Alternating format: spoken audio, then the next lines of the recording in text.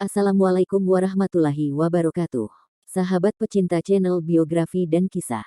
Channel yang mengupas biografi tokoh-tokoh dan kisah yang menarik dan inspiratif. Semoga kalian sehat selalu dan diberikan rezeki yang melimpah. Kiai Haji Hashim Asy'ari adalah seorang ulama besar bergelar pahlawan nasional. Beliau dipercaya juga sebagai seorang waliullah. Bahkan suatu ketika seorang waliullah, yakni Nabi Khidir pernah bertemu Mbah Hashim. Kiai Haji Hashim Asy'ari lahir di Jombang. Ayahnya adalah Kiai Haji Asy'ari dan ibunda beliau adalah Nyai Halimah. Kiai Haji Hashim Asy'ari menimba banyak ilmu di sejumlah pesantren.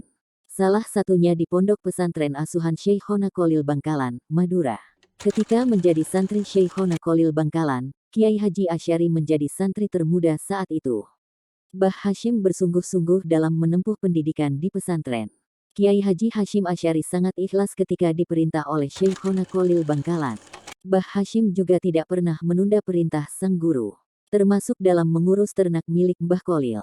Setelah sholat Isya, biasanya Mbah Hashim bersama santri yang lain mendapatkan pendidikan keagamaan dari Syekhona Kholil. Hingga tiba di suatu malam, hujan deras mengguyur Bangkalan termasuk di Demangan.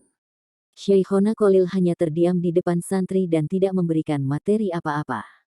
Di tengah hujan deras itu, ada saja orang ingin bertamu kepada Syekhona Kholil. Salah satunya seorang kakek tua yang hendak berkunjung ke Syekhona Kholil. Kemudian Mbah Kholil memerintahkan santri menjemput tamunya tersebut. "Adakah di antara kalian yang sudi menggendong tamuku yang lagi kehujanan di luar sana?" kata Mbah Kholil di depan para santri. "Biar saya saja Kiai," kata seorang santri muda mendahului santri yang lain. Santri tadi menembus hujan untuk menjemput tamu Mbah Kholil. Santri tersebut kemudian menggendong orang tua tadi. Kemudian Syekhona Kholil menyambut tamunya dengan ramah. Bahkan mempersilahkan masuk ke kamar pribadinya. Terjadi dialog empat mata antara Syekhona Kholil Bangkalan dengan tamunya tersebut.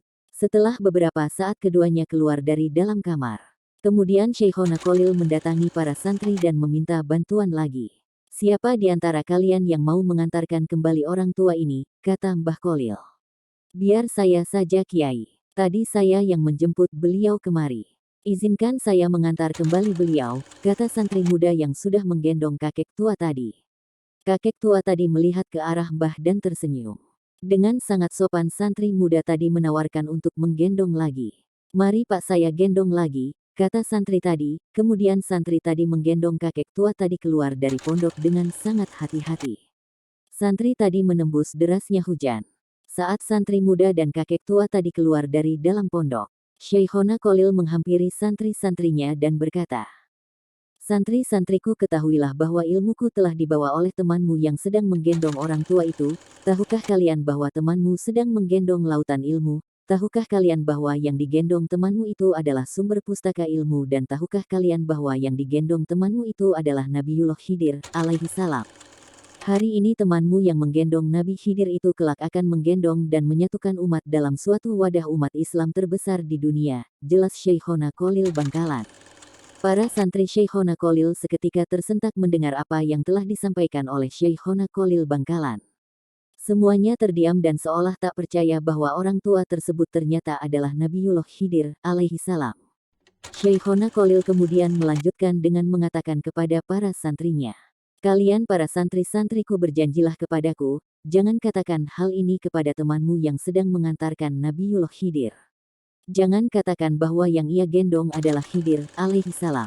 Tapi ketika aku sudah tiada, katakanlah semua kepadanya tentang apa yang telah aku sampaikan ini, dan ternyata yang digendong oleh santri tersebut adalah Nabiullah Khidir alaihi salam," kata Syekhona Kholil Bangkalan. Melalui kisah tersebut, ucapan yang disampaikan dari Syekhona Kholil Bangkalan pada saat itu akhirnya terbukti. Di kemudian hari, tepatnya pada tanggal 31 Januari tahun 1926, Hadratus Syaikh Hashim Asy'ari akhirnya mendirikan wadah atau organisasi, yang kemudian organisasi yang beliau dirikan menjelma menjadi organisasi Islam terbesar di dunia, yaitu Nahdlatul Ulama. Demikian sepenggal kisah dari Hadratus Syaikh Hashim Asy'ari yang diceritakan langsung oleh gurunya Syekhona Kholil Bangkalan.